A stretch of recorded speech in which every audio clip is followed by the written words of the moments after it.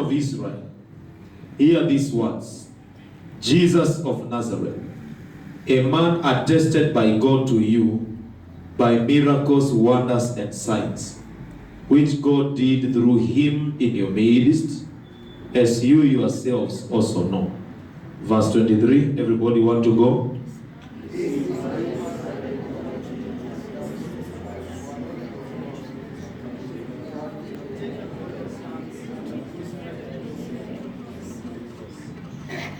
Verse 24, let's read together, want to go? Whom God raised up, having loosed the pains of death, because it was not possible that he should be held by death. Hallelujah.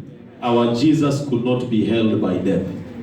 Amen. So slowly by slowly, I'm not really going to preach what Peter said, but I want us to focus on the conviction, the intensity, the weight, the strength, the audacity, and the confidence that Peter spoke these words in. This is a man that the master who had been with them for many years has been crucified, persecuted, and now he is dead. He gave them an instruction that they may go and tarry in the upper room. They may go and tarry in the upper room to wait for the Holy Ghost, the promise of the Holy Ghost. And the Bible says, you know, chapter 2 of the book of Acts, everybody that is serious with the Holy Spirit knows that chapter. We don't need to introduce it to you. The Bible says, as they were in that place, the power of God came as a mighty wind, the sound of a mighty wind, and they were all filled with the Holy Spirit, and there were tongues of fire that rested on their heads. And now the whole Jerusalem gathered. There were people there that had come to celebrate the Passover. And as they gathered there, they all came. Because when there is an encounter in your life, you command attention. Am I speaking to somebody here? You cannot be a man of encounter and fail to command attention. You don't publicize yourself. Whatever you carry, whatever you meet, when God is in your life, men cannot ignore you. I say again, when God is in your life, humanity cannot ignore you. And so they gathered and began to make fun of them. They will say that these men are drunk and it is 9 a.m. in the morning. The Bible says Peter stood up. Peter stood up. I know we all remember the story of Peter and how he used to be and the funny things he used to do. You also remember that after Jesus died, Peter went back to fishing. He actually mobilized the disciples to go back to fishing. But this time round, there was an encounter. So Peter stands up because of an encounter. An encounter is something that leaves an impact in your life that is unexplainable. Something that makes you not to need any motivation, because what you have seen and what you have touched is enough to keep you on the forefront. Am I talking to somebody here? I say, am I talking to somebody here? So Peter has experienced something supernatural. The things that Jesus was struggling to teach him, Peter is now standing and he addresses the crowd. The same people that were adherent to the gospel, that were adherent to Jesus, are the same people that Peter is looking at. And you know, Peter spoke powerfully. Peter moved the crowd. And I just chose that session of scripture because there is power in that word. Peter stands and he tells them, men of Israel, hear these words. Jesus of Nazareth, a man that was attested to you or credited to you by God, by miracles, wonders, and signs, which God did through him in your midst, as you yourselves also know. The Bible says that he was delivered to you by God, by the foreknowledge of God. I want you to know that no man discerned the death of Jesus. God allowed the death of Jesus. Amen. Peter is reminding them, you should not even take credit. You should not even take credit. I dare you to know that it was God, by the foreknowledge of God, by the divine design of God, that Jesus was delivered to you. He tells them you took him by lawless hands and you delivered him to death. But the Bible says in verse 24, whom God raised up, having loosed the pains of death, because it was not possible that he should be held by it. Peter is speaking out of conviction. Peter is speaking something that is generated from inside. Peter is not carrying a notebook. Peter is not making any reference. He is has encountered, the things that he has digested, the things that he has met. The reason why we have so many believers that don't understand where they are going, that live a fluctuating life, that need motivation day and night to serve God, is because we are lacking encounter. Our Christianity is so shallow that you cannot even remember the day you got born again. How? You remember your neighbor's birthdays. You remember even people's wedding anniversaries. You have even obituaries, death anniversary of your relatives that died 10 years ago. You know the day, you even know the hour, the anniversary hour, you know. But you cannot remember the day you gave your life to Jesus. It's because it was a shallow thing. For you never meant it. If you cannot remember the day you got filled with the Holy Ghost, something is not okay. That's why people are fornicating while speaking in tongues. People are lying, stealing while speaking in tongues. We are lacking impact. We are just there in church. You need somebody to remind you that it is Sunday. You need somebody to remind you that it is prayer time. You need somebody to remind you that there is kesha. Why don't you ask yourself, what about those who remind me? Who reminds them? Why can't I be the reminder, not the remindee? Am I talking to somebody here? I want you to look at Peter. Nobody told Peter, you are the one to speak on our behalf. The fire that was in him could not allow him to be quiet when there was a crowd outside. An encounter will make you never to allow any opportunity to preach the gospel to bypass you. An encounter will never allow you to be silent when God is being mocked. People will never mock God in a car, in a PSV, in a matatu while you are silent because of that encounter. An encounter will always remind you about the things you have seen, the things you have touched, the things you have heard. But when you have nothing to remember, when you have no landmark in your walk with God, you will live a shallow life. Peter stands and he speaks. And I want you to know that this was the motivating factor that made the apostles to remain preaching the gospel even in chains. Brethren, the things that discourage us today, if the apostles would rise today, they would flog us. In their days, they were jailed for the gospel. In our days, you are gossiped and you backslide. In their days, they were put in prison. Some of them died. Hebrews 11:35, the Bible says, some women failed to receive some women received their dead ones back to life. And the Bible says some of them rejected deliverance because they looked forward for a better life. They chose death over life for the sake of the gospel. Today persecution is heartbreaks. Somebody was dating you, he had broke you. You leave him together with Jesus. Nasema wakae uko na huyo Yesu wako. Can you survive tribulation? Can you survive the Antichrist? Kuzakuza mwenzako muulize ni nini inakuvunjanga moyo. Ile wakati niliona ukiabudu kama umekasirika, tunakuabudu Mungu mtakatifu. Ni nini ulikuwa umefanyiwa? Kuzakuza mtu muulize, can you survive the tribulation? If you can't survive gossip, if you can't survive a brother that has left you, if you can't survive a sister that has left you, if you can't survive an opportunity that has missed you, if you can't survive that, can you survive persecution? When Peter preached, the Bible says under that conviction, let me tell you the truth. That's why it is very important, if you are a minister, that you spend time with God. So that when you appear before men, you are carrying God. You don't begin to accuse people of not responding when you are leading worship. When there is nothing to respond, how will they respond? You have to respond first before you expect people to respond. Unaanza kusema hiyo ibada ilikuwa imekauka. That's why you are the minister. You are supposed to release life. You are supposed to release fire. Listen to me. Peter was preaching the first message after Jesus' ascension. Some of them had never heard that. Some of them had never been in church.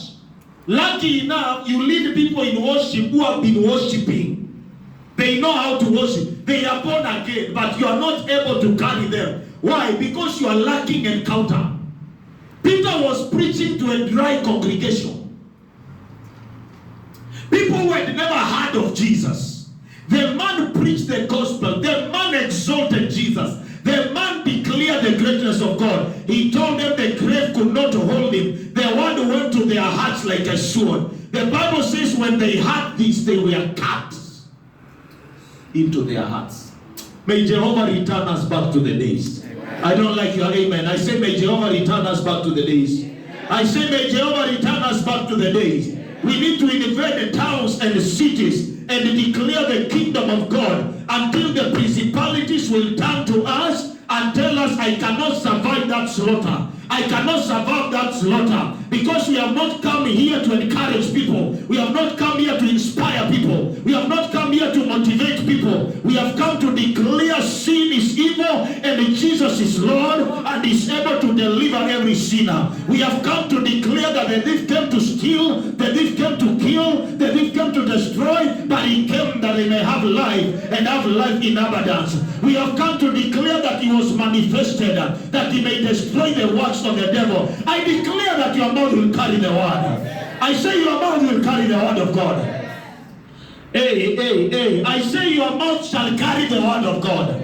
I pray that wherever you come from, wherever you go after here, the Lord shall release you like a nuclear weapon. I say the Lord shall release you like a nuclear weapon. Whatever you shall declare shall happen.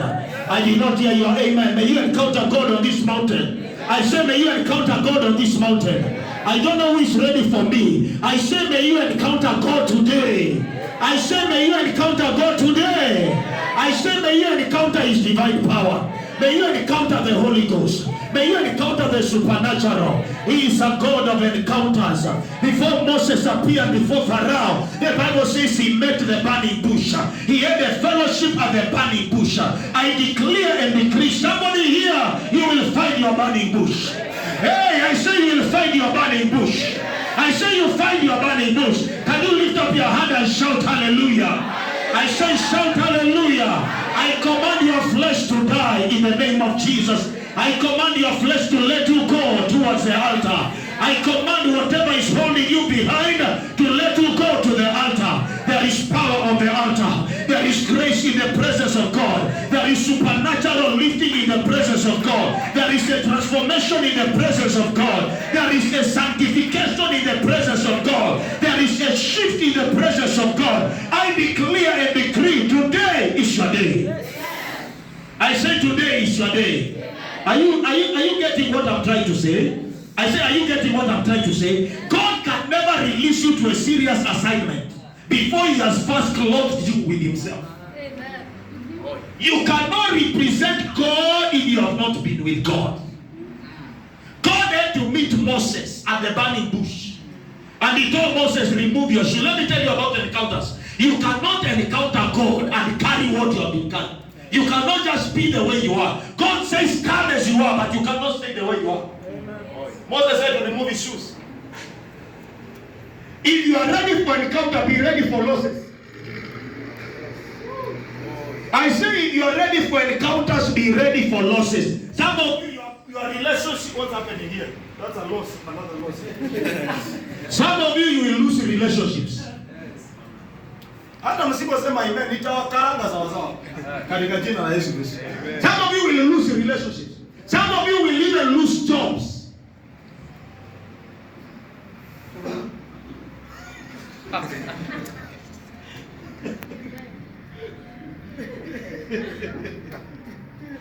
me say that again. Some of you will even lose money. Some of you will lose opportunities. You cannot encounter God. Listen to me.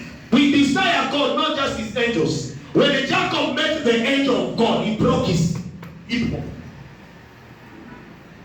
He had to switch off something in his flesh. You know what was happening? Jacob was going to meet Esau. Esau that he had escaped away from for almost 20 years. He had run away from Esau for almost 20 years, so this was his enemy, so to say. And Jacob was afraid that Esau may kill him. And then a night prior to their meetings, the Bible says, Jacob separated himself to everybody, and then he went, and then the angel of the Lord appeared. And you know, he wrestled with God until God broke his hip bone. Now, if you have ever fought, if you are a fighter, yeah, I'm naturally a fighter. Amen? When I was in class 4, I fought with a lady. Now, alikuwa distant cousin. And I had this attitude that you cannot be beaten by a lady if you're a man. Sasa, alijikaza huyo dada, alijikaza. I've never fought again after that. But I'm a fighter. Say hallelujah. Lift up your hand and shout hallelujah. I fight relevant battles. I fight battles that have rewards.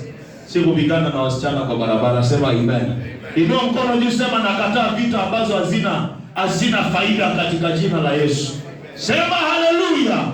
Nasema hallelujah.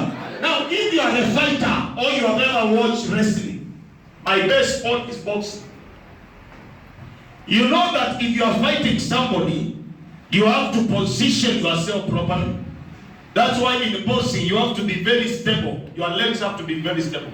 Because the stability or your defense, either your defense or your offense, is greatly affected by the stability of your legs. And especially in wrestling, because in wrestling I have to overcome you by bringing you down. My hips will play a very big role. So God had to make sure that he kills what was stuck in him. He destroys what he would have used to fight Esau. So that the man may go limping to meet an enemy. Am I talking to somebody here? For God to use you, he has to crush your flesh. Oh, yes. God cannot commission you. God cannot release you if you are too strong. You have to be too weak. Some of you are too strong to be used by God. You are too energetic. You can gossip from morning to evening. You have a very strange appetite. You can eat 100% instead of 90%. God has to paralyze your appetite. Jacob was limping, and as he was limping, the Bible says as he met Esau, in my own words, there was favor between him and Esau. Actually, Esau rejected the gifts that he had carried to pacify him. Why? Because he had encountered God. I declare in the name of Jesus, as you leave this place, where you would have died, you shall survive. Where you would have suffered, you are going to excel. Where you would have missed, you are going to excel and fly in the name of Jesus. Can I hear somebody shout a better amen? I say, can I hear somebody shout a better amen? Hey, if you believe it, lift up your hand and shout hallelujah to Jesus. I declare and decree that as you walk out of here, may God kill your flesh on this altar. On this encounter, may your hip bone be dislocated. There is a verse in Jeremiah that says, the lame take the prey. I can't remember where it is, but it is there. Go and look for it. Even you didn't know it is there. When you find it, you'll never forget. The lame take the prey. How can that happen? That the lame, so those that are okay, cannot take the prey. How? Hallelujah. You cannot encounter God and remain the same. Now, Peter is a former fisherman. He is standing at the man preaching. 3,000 people make an altar call for themselves. They interrupted his preaching. I pray that one of these days the Lord will invade our sanctuaries and our meetings. And before you say, may we finish the worship session, the power of God will be all over. Sinners will be repenting. Those that need Jesus will be running to the altar. I pray that as you preach and as I preach, the power of God will come. We will not need to pray to see God. We will carry God. That was an encounter. It was an encounter that made the disciples. The disciples were not graduates of a Bible school. Let me tell you, a degree in theology cannot scare even a demon on attachment. You don't tell them, by the way, I'm educated. By the way, I have done demonology. I know how to deal with demons, marine spirits. Before you know it, marine spirit will marine you and you remain on you. I'm telling you the truth. Lift up your hand and say hallelujah. May God deliver somebody here. The disciples were not graduates of any Bible school. I'm not saying there is anything wrong with being in a Bible school, but they were not. Actually, the Bible says in Acts chapter 4 verse 31 that as they spoke, chapter 4 verse 13 I think, as they spoke, they took note that they were uneducated, but that they had been with Jesus. So these guys are not educated, but they have had an encounter. Encounters will destroy, or encounters will eclipse your natural limitations. You didn't hear what I said? Encounters will eclipse, or rather will cover up your natural limitations. Your age will not introduce you. It will not be about a teenager. It will not be about a lady. A woman carrying God is no different from a man carrying God. You don't need to say that I'm a woman, I'm not able, I'm not educated, I don't have a degree. Listen to me. May you pursue God more than money. I want to assure everybody here, kama tungetafuta Mungu vile tunatafuta pesa, ile uwepo ingekuwa hapa. Ile uwepo ingekuwa hapa, tungekuwa tunakaa kwa hewa. Unaona tunaendelea hivi, unaona Joel amejazwa, unaona anainuka. Ana relax kwa hewa. Bwana asifiwe. Unakaa unaona mwingine amejazwa, anakaa kwa hewa. Haleluya. Tunajazwa. Siku hizi hata ukiona mtu amekaa hivi, si revelation amepata, ni idea ya dogo. Na kuna kabisa nimefikiria. Vile apostles walikuwa wanakaa hivi wanasema nimepata, I go to Samaria. Sisi mtu anakaa hivi anasema na nikianza kupika mandazi Sunday. Inua mikono juu, sema in the name of Jesus. Shout louder, increase your voice 10 times. Say in the name of Jesus. Anything that replaces God in my life, I command in the name of Jesus. Catch fire now. Louder than that, say catch fire now. In the name of Jesus Christ. I declare that whatever barrier to the encounter will be broken in the name of Jesus. May you have a passion that will make you leap over the walls and advance against any demonic truth that hinders you from touching the hem of his garment. Now, levels of encounter. 1, invitation. Matthew chapter 22. The Bible says about a king that had a banquet and he invited the people and they refused to come. When the servants went, they were killed. Now, invitation. Invitation is open. Invitation is open. The Lord says, come unto me, all of you that are heavy laden.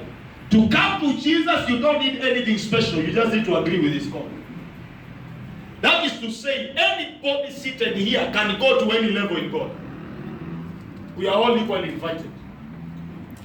Any man of God you know, talk about the fathers in this city. Talk about the fathers in this nation. Talk about the fathers of Pentecost. Talk about the great men that you know about. Talk about Archbishop Idahosa. Talk about Smith Wigglesworth. Talk about T.L. Osborne. Talk about Oral Roberts. Talk about John G. Lane. Talk about who else?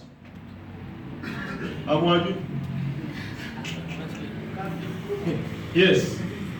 Cardinal Kuhlman, John Wesley, William Branham. Although I don't like how he finished. Listen to me. Amen. If you are to follow him, you don't follow him completely.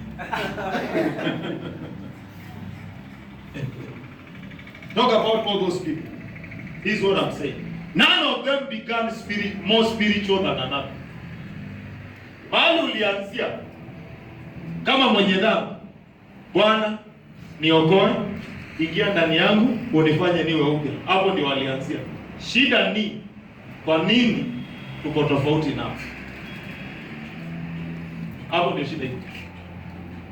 Wengine walikuwa walevi. I'm telling you that some of you were at hotels even before you got born again. Haujawahi leo. Kuna watu hapo hawajawahi leo. Hata mimi sijawahi leo. Sijawahi leo, labda ujienye mechache. And I've never sijawahi leo anything I've drunk close to alcohol is fermented porridge. Salimia mwenzako muulize kwani ulilewa jana. Bwana asifiwe sana. Bwana Yesu asifiwe sana. All of them began at the level of come as you are. All of them made a sinner's prayer. Lord, I am a sinner. Forgive me. At this level, you are already saying, I am the righteousness of Christ. So you are above where they began. Right now, you are saying, I am the righteousness of Christ. He died that I may live. Look at where you are. The invitation. And in the that is to say, everybody out there has a chance of releasing and presenting God in their generation. The unfortunate thing is that there are those who are invited and reject the invitation. There are those who are invited and they come. So number 2, response. The level of response is where you agree to go, you agree to come, or you refuse. Moses saw a burning bush and the Lord said, come, remove your shoes. Instructions. That's where we begin to be separated. Because there are those who will accept the instruction, there are those that will reject the instructions. Because when God is dealing with you, God cannot let you be the way you are. When you accept the invitation, remember they were told to come, some rejected. Actually, they all refused to come, those that were invited in the parable of Jesus. So if we refuse to come, we don't change the divinity and the deity of God. Our coming to God and our service to God does not improve God. Your worship to God does not make God better. Your service to God does not build God, it builds you.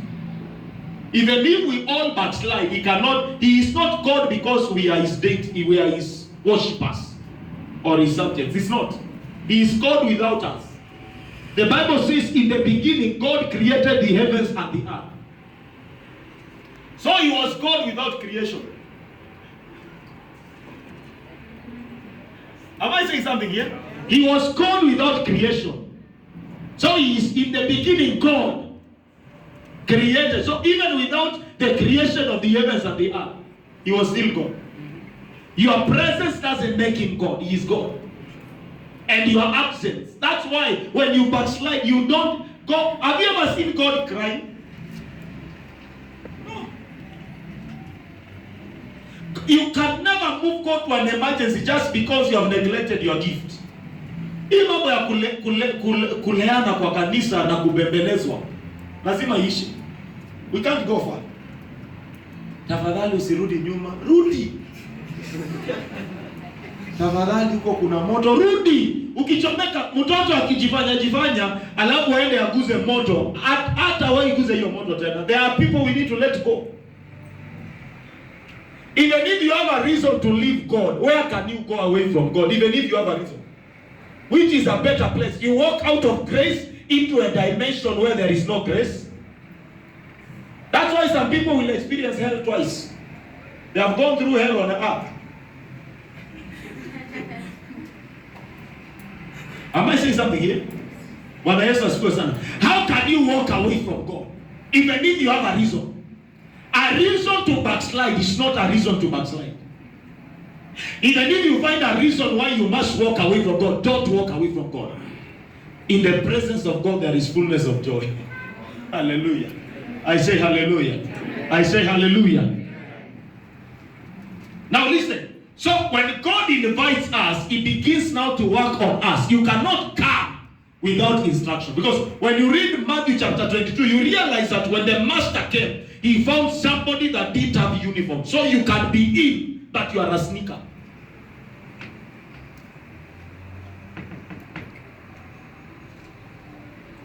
Kuna watu wanaingianga, wanaanza kutumikia Mungu, but time you'll be discovered. The master said, throw him outside. Throw him outside. Because he's not following or adhering to the instruction. Let me tell you, and I want to repeat what I said, that if you are to carry encounters, if you are to be a man of encounters, you have to be ready for losses. Peter lost a career. Peter lost a career. He was a fisherman. The man was a fisherman, and he was doing well. That's why one day he looked at Jesus na akauliza Yesu, let's talk about this thing. I have left my father, I have left my mother, I have left my wife. What are the benefits? Jesus said to tell him, Jesus said to answer him, Jesus was never offended. So it is true, Peter was justified to ask that question. There were marks of losses in his life. We have lost. Yesu akamwambia, look at the answer of Jesus. Whoever follows me and loses his family, wife, fields, mpaka mashamba. Kwa hivyo kuna watu hata mashamba mtapoteza. Poteze shamba, utaambiwa uchague shamba eka 3 ama Mungu. Kuna watu watachukua shamba wapande pilipili.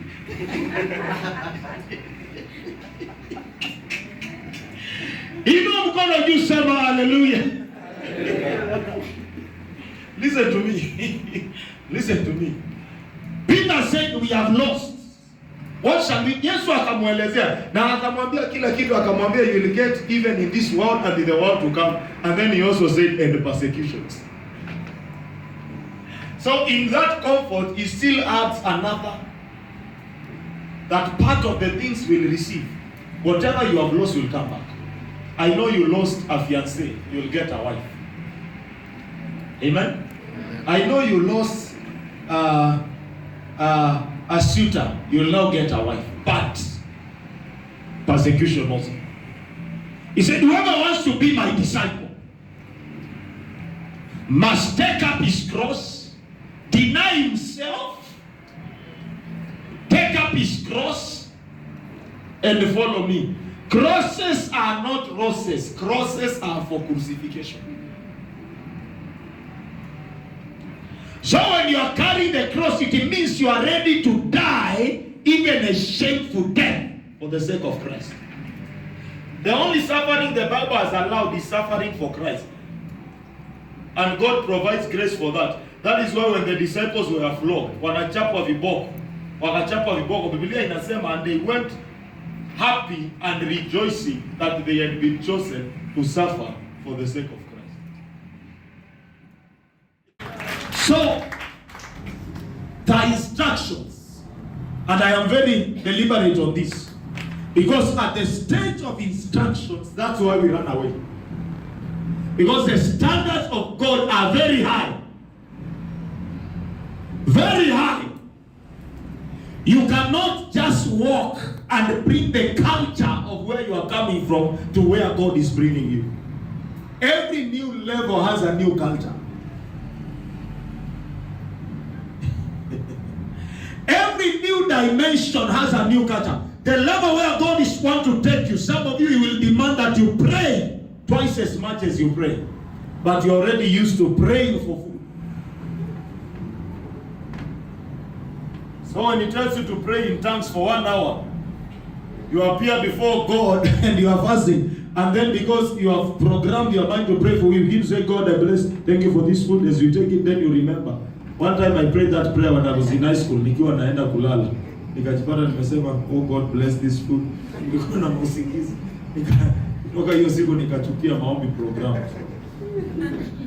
Naenda kulala, oh God, bless this food. I think if I did cancel it, I would have eaten meat.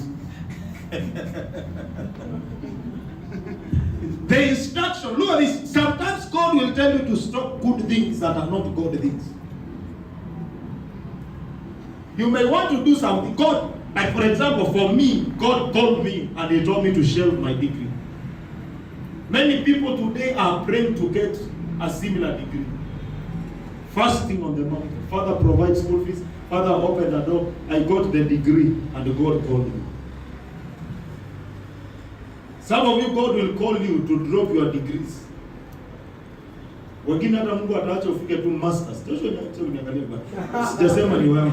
Wengine Mungu atangoja tu wakati umepata PhD, prophecy itokee kwa hiyo graduation ceremony. Wakati watu wanasema, "Hey, ndio huyo, halili, hapa hapa maua, prophecy itokee." That says the Lord.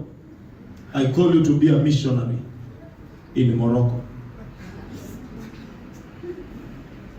Some of you will get a very good, godly, God-fearing girl to marry. Or brother who is speaking in tongues like a generator. Akishika microphone, hata wewe unakuwa sure. You feel secure. Kuna ndugu wakishika microphone, unaona ladies wana smile. Because the way that guy is going to deal with demons. You may think there's a blackout na wamewasha generator automatically. Na Mungu akwambia, because of where I am taking you, leave that handsome man with sideburns and with chocolate face, I don't know, with all those descriptions. Mungu akwambia wachana na huyo because he can't go where I am taking you. Na akupatie ndugu mwingine who is not good looking to your eyes.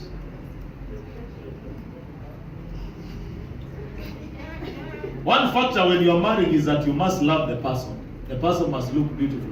But sometimes God may not give you what you want. God, you may want Rachel. You may want Rachel. God gives you right. Kwanza kama ulipenda macho.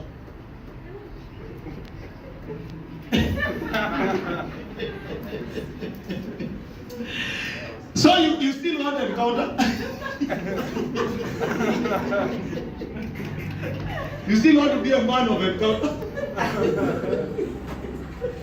Losses. Because God does not look at your now. God looks at your future. He's a God that says, as long as the earth remains, seed time and harvest time shall not cease. That is to mean he's a God of seeds. So he looks at the seed and the harvest. Many times we look at the fruit and we don't see the seed. And unfortunately, some of the trees that we have, some of the plants that we have, the seed is edible. And when the seed is edible, it's not tempting. You know, among at least you can eat the flesh and plant the seed. But when you are presented with an edible seed, like maize, and you are supposed to starve to invest. That's how God looks at things. I'm not making sense to somebody here. May the wisdom of God operate in your life. Amen. I don't like your amen. I say may the wisdom of God come upon you. Amen. Inua mkono juu, sema amen kwa sauti. Wacha kujishuku. As long as you want, if you don't want the encounter, don't worry, you will not lose anything. You will keep on gaining weight. But if you want the encounter, you are going to lose in the name of Jesus. Amen. Say losses. That are divinely orchestrated. Locate to me by fire. So you know how to pray that prayer. May you lose, may you faint, may you shed off every unnecessary garbage that you are carrying. May you shed off anything you are carrying that you don't need in your next level. May your shoe remain behind. I say may your shoe like Moses remain behind. I pray in the name of Jesus that some of you that need to detach yourself from some sources of benefits and income that are not in God's will, that are not in design with what God wants to do in your life and where God wants to take you. I pray for grace to stand and walk and follow Jesus in the name of Jesus Christ. Hallelujah to Jesus. I say hallelujah to Jesus. I say hallelujah to Jesus. The presence of God is more satisfying than any business profit. Look at this encounter. At the level of calling. When Peter met Jesus, Jesus told him, throw your net at the deepest place. They brought fish out. The fish was so much, but the miracle was more than the profit. Until Peter's focus was not on the fish and the money he's going to make on it, he turned to Jesus and he told him, depart from me. I am unclean.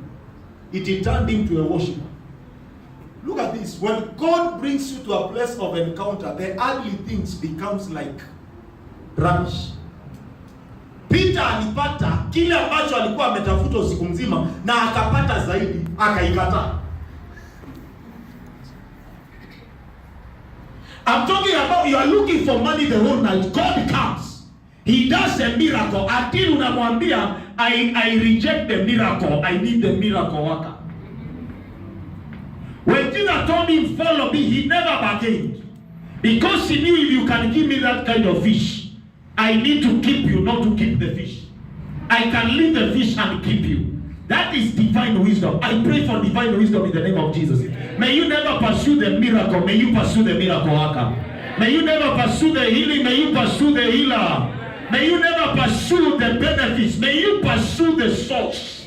I wish I were here to shout a better amen. I say I will shout a better amen. The Bible says, unto Moses he showed his face. Psalm 103 verse 7. And unto the children of Israel the works of his hands.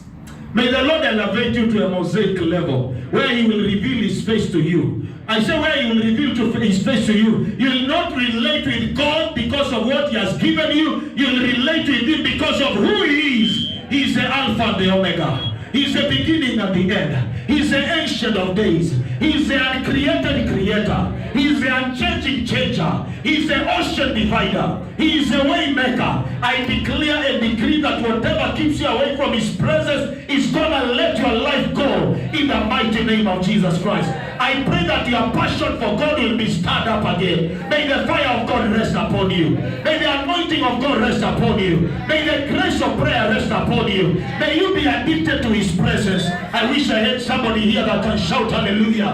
I declare that any addiction to whatever has held your attention, be it television, be it the media, be it friends and people, I pray that God will deal with them. May God put a border between you and them, just like he raised a pillar of fire and a pillar of smoke for the children of Israel between them and Egypt. I declare and decree the Egyptians shall not locate you.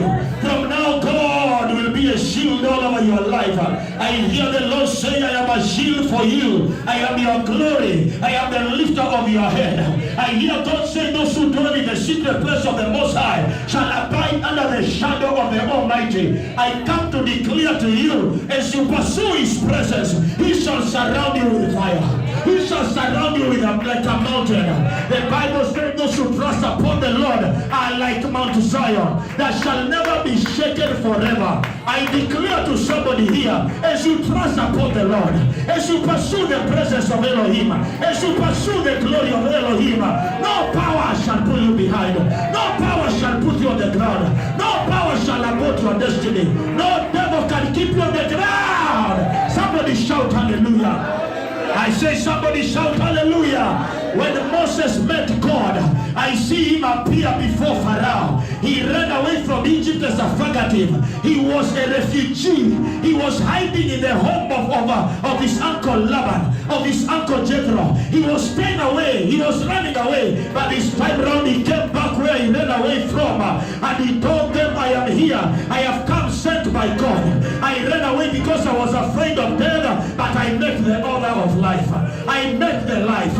I met the giver of life. And he has told me that he has made me a god over Egypt. I come to declare to you, Pharaoh, let my people go. When you have an encounter, whatever was a threat to you cannot threaten you again. I come to announce to somebody, as you go back to where you are coming from, you are going to command those who commanded you. I say you are going to command those who commanded you. Whatever frustrated you, you are going to frustrate it. Whatever carried you, you are going to carry it. Whoever fought you, you are going to rise higher. I say higher than them. God is your defense. God is your security. I hear David say, the Lord is my refuge. The Lord is my strength. Who shall I be afraid of? I hear David say, may the Lord slap the cheekbone of my enemies. May the Lord slap their faces. When you encounter God, it becomes your security. When you encounter God, it becomes your defense. I announce under the anointing of God, nobody under the canopy of my voice can die in an accident. This encounter will preserve your life. I say this encounter will preserve your life. I say this encounter will preserve preserve your life. I declare a supernatural shield over your life. A supernatural shield over your life. Let every arrow of the enemy backfire because you are on the mountain of encounter. Can you shout hallelujah? So the instructions of God must be followed to the letter. You don't choose what to follow. Look, we just read a verse in Psalm 25 verse 12. Those right here. Those who is a man that fears the Lord, him the Lord shall instruct in the way that he pleases, or shall lead. Not in the way that you please. You become a slave of God. There are 2 Hebrew words. There are about 5 Hebrew words or Greek words, I don't know, that mean a slave or a servant. One is koinonia. Another one is doulos, which means a bond servant. A servant that is a subject to the master. The master has total say over that servant, doulos. That is to mean that when you submit to God, you surrender your will to him. And you take up his will. Your marriage choice is his will. It is a place of surrender where you tell God, the last decision I made on my own is the decision to get saved. Every other, I must consult and get your approval. Are you hearing what I'm saying? So he leads you in the way that he pleases. Because you have submitted, you have allowed him. Are you with me? So when you allow the will of God to prevail, I want to look at this. The devil was once in heaven, an anointed cherub in heaven. And he said, I will lift my throne or my star above the stars of God. Yes. I will. That was his will. He said, I will. When Jesus was reversing or fighting or dealing with what the devil had done, the Bible says at Gethsemane, he said, not my will, but thy will. When it was his will, the devil was demoted. When Jesus bowed to the will of God, the Bible says he was given a name above every other name. God so exalted him and gave him a name above every other name, that at the mention of his name, every knee shall bow in this world, in the world to come, and in the past world. So there is no name in history and in the future. No name, no name. He sits at the maximum place of exaltation. So when you submit to his will, exaltation. When you push your will, demotion. So you choose. When you come to him, njia za Mungu sio rahisi. That's why we need his grace. And I must say that the standards of God are high. The standards of our ministry are too low. So if you think when we say walk in integrity, walk in righteousness, you think we are setting standards too high, wale watu ambao mmezoea kuambiwa the grace is sufficient. The grace is sufficient not to facilitate sin or to feed your sin appetite. It is sufficient to suffocate. That's the grace that I know. That empowers you over sin. It's not grace that kills guilt when you sin. I don't know that grace. That you are fornicating and you are saying for there is no condemnation to those that are in Christ Jesus. You need to, the thunder that will strike you is still doing press ups. You are sinning and you are saying, I refuse to be guilty. I am in Christ. Christ in me, the hope of glory. Hebu mwenzako muulize, wewe ni neema gani unajua? Neema ambayo ninajua ni neema ambayo mwili inawaka, lakini Biblia inasema he teaches us to say no. That's why I'm saying, if you think that the standards of this ministry are high, or so and so, you know, we all love Pastor Papa, and we all believe he's a tough man. Are we together? He's a servant of God. So if he's tough, what about his master? Who is your Savior?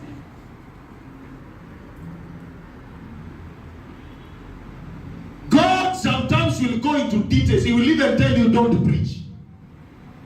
It is in the Bible. There are places where Paul would want to go, but the Bible will say they were instructed by the Holy Spirit not to preach, or they were restrained. Instruction to that level. You want to preach, you even have a message. Wako umefanya jogging spiritually. You are prepared like keep jogging. to finish your sermon on time. And the Lord says, don't preach. Instructions. God constructs us by instructing us. So you reject his instructions, you reject his construction. Then the next one, fellowship. That's where now our differences begin to come. That's why you realize that we will all be born again, but our level of relationship with God will differ from one person to another. Kuna wengine wameokoka hata wakati wa worship hawasikiangi kitu because they have refused to fellowship with God. Mtu anashangaa tutatoka kwa uwepo wa Mungu sana. Tusimeka sana kwa uwepo wa Mungu. Kwani huko ni mbinguni? Mtu akipata watu wakiomba anateta, anasema kwani hii ni prayer center? Is it not a church? Ama mnakaa hivi unasikia mtu amesuggest kitu tufanye, kitu flesh. It is a season Mungu pengine ameachilia burden ya souls. We are planning a crusade. Mtu anasema hapana, badala ya crusade, can we go for swimming? Unapata hao watu fellowship level ni tofauti. Mnapanga fasting. Huyo anapanga vitu zingine. Anasema no, we need to feast. Ndio maana tukiita mkutano ya maombi watu wachache tukisema ni impartation service, deliverance. If we announce a deliverance service, in this service the frog in your stomach will retire. Utaona vile watu wamekuja hapo unadhania wanakuwa wamejazwa na roho. You will think they have the rivers of God in their belly. Ndio unajua watu wako natural. Utaona watu wamekuja sasa ndio saa. Utashangaa what level of relationship with God.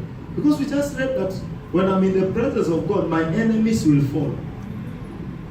So if there are frogs to deal with, stay in his presence. That is too high. But the price is too high. That's why some people will tell Moses, go talk to him, then come and deliver us. That's what they tell priests na mapasta. Enda uombe and come with a seed. Mimi ndaenda tu nifanye vituko zangu, then I'll come with a seed. Na unakuja na seed. Na hawa anakuombea ni sawa, pepo inatoka, but you don't carry the presence. A demon now doesn't mean God in. The Bible says, when a demon leaves, it will go and look around and come back. So you can be empty, you can be neutral. You don't have demon, you don't have the Holy Spirit, you don't have the presence of God. And when you are that way, the Holy Spirit doesn't look for empty houses. He is invited. But demons look for empty houses. And then they come with a backup. You know why people, some people, as much as they are being delivered, they become worse. It's because pepo yenye inatolewa, wanatoangwa pepo, na hawaendi kitu. Wanakujanga deliverance service. Hawakuji ibada ya neno kama hii. Hata sasa hivi kuna watu wanauliza hapa sasa hivi ngapi harakishe tukunywe mafuta. Kuna kitu nasikia kirani. Wanangojea tukunywe mafuta. Ile mafuta tutakunywa ni ile tu iko kwa steam.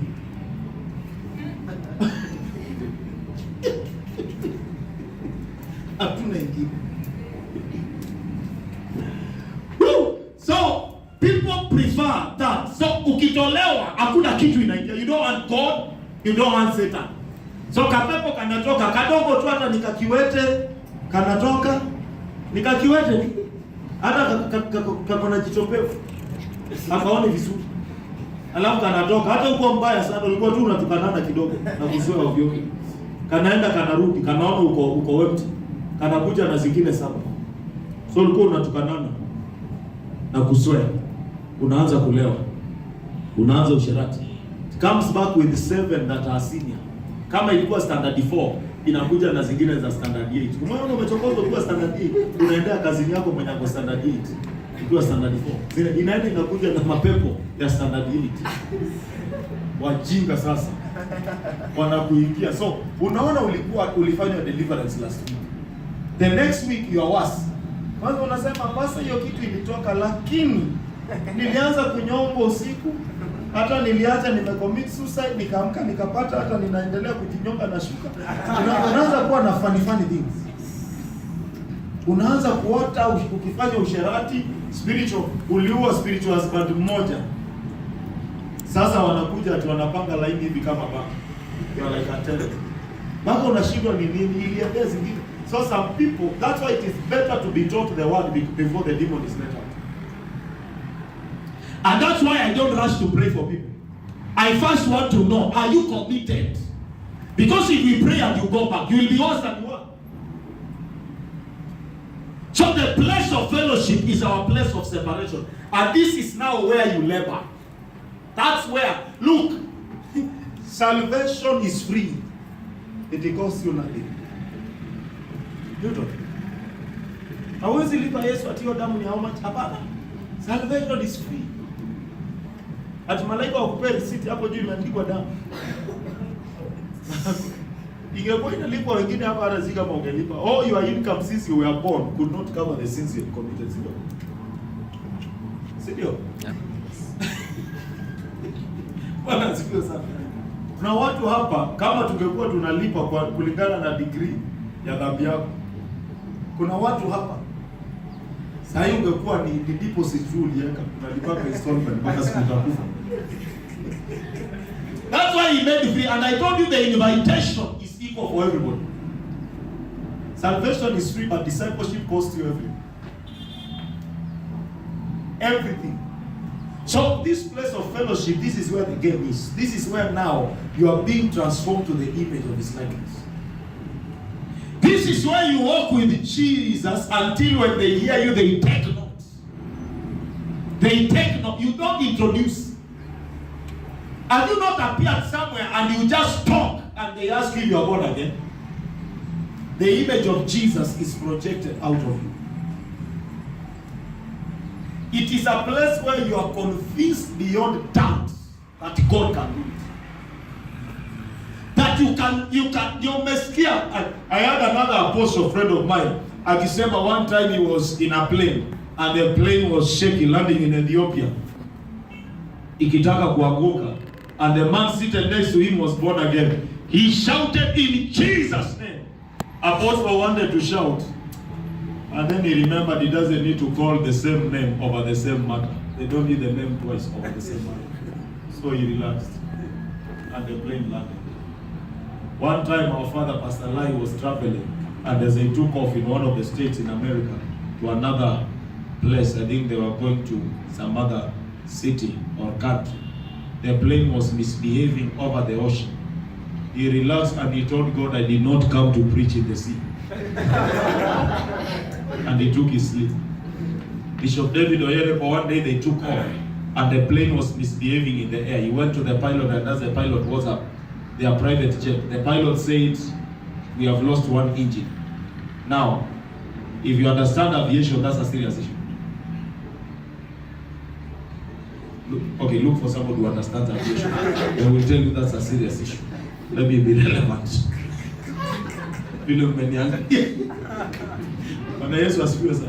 Then he walked back to the passengers or the crew, and they were like, "What's happening? What's happening?" He told them nothing, and then he ordered one of the caregivers to supply snacks. Come and give everybody snacks. Not let's pray. Father, in the name of Jesus. Father, in the name of Jesus. Unajua, some people have a relationship with God. Some people call God on emergency matters. God is not a fire extinguisher. God is not an emergency service. You have to walk with him that you know even in this calamity. Though I walk through the valley of the shadow of death, I don't need to pray. It's my lifestyle. The devil cannot program my prayer life. That when he wants me to shout Jesus out of fear, he just shows up. I need to shout Jesus out of revelation. May God take us to such dimensions. I say may God take us. Wengine hata pikipiki ikikaa tu, pikipiki na hata ni kwa mlima itajipoesha tu.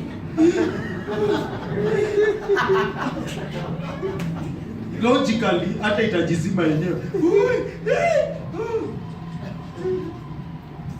There is a place you are walking with now. These things are in level, and don't cheat yourself that you behave as though you are where you are not.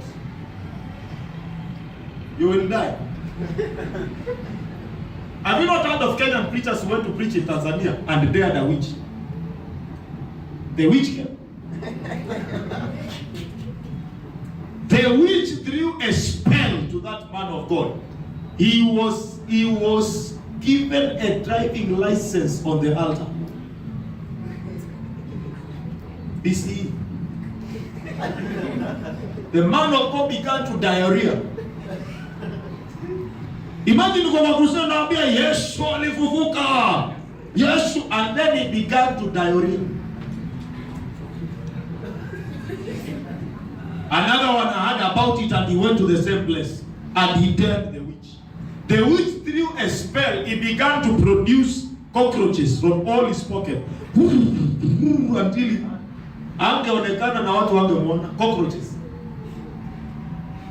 Hapo ndio wanasema Jesus unashangaa kwa nini kitu haifanyangi kazi.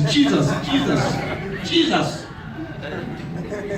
I know of a lady some years back alikutana na wezi akanyongwa na wezi. She shouted the name of Jesus. It did not work. She called the name of her pastor. Aliita Yesu akaona hawajuani. Akakumbuka anajuana na pastor. May you know God in the name of Jesus Christ. Can I hear an amen in this house? Sema amen katika jina la Yesu. Akaita jina ya pastor.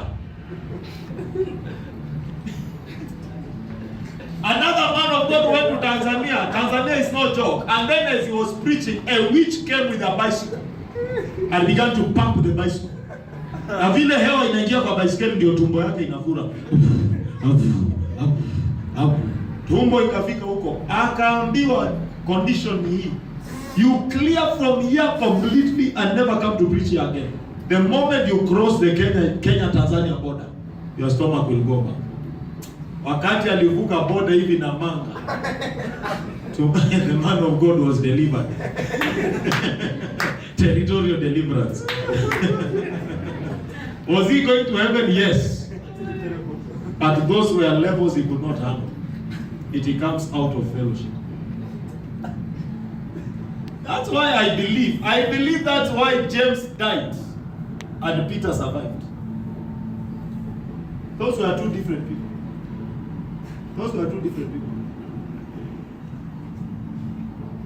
That's why Paul could not be killed. One time he said in Philippians chapter 1 that for me to die is gain, to live is grace. Yani nahitaji neema kuishi.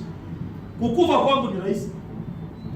We are here praying, I shall not die, I shall live. Somebody was saying for him to die is gain. And then he said, but I would stay around until settle some things. It was like I'm staying around for your sake. You get to a place where you have control over them. Paul never prayed, I shall not die, I shall live. Actually, one time he was told that by a prophet, Agabus, right? That as you go to Jerusalem, you will be bound. He laughed it off. I'm already in Jerusalem. I'm not ready to be in chains. I'm ready to die. Sahi wengine hapa hata not a true prophet. That was a true prophet and a true prophecy. Wengine hapa, even if a false prophet tells you something, you'll be scared to death.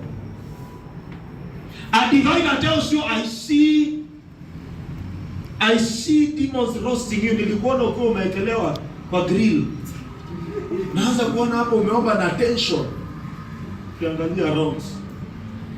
Kwanza wacha kukua kunapikwa mahali usikia harufu ya nyama, unaanza kujiangalia kama ni wewe. And is a false prophet. Paul had dominion over. Encounters give you confidence that is beyond imagination. After Paul finished his work, the Bible says, Paul said, I am now ready to be poured out as a drink offering. He's writing his last letter. Yani, he's not dying with the project. He's not saying, if I wish or after he's dead, they are not discovering things that God had planned. I prophesy to somebody under the canopy of my voice. People shall never discover that there are things you never did. May you never die as you plan your wedding. You know, I've seen some strange deaths. Did you see some other guy that I don't know was burned by a generator during a bridal visitation for his own wedding? ameenda Rorashio, generator inamchoma akilipa dawa. Yaani unakufia kwa mipango ya harusi. You die in your wedding committee, or you die in honeymoon, or on your wedding day. You take a flight to Mombasa for honeymoon, then you die. What is that?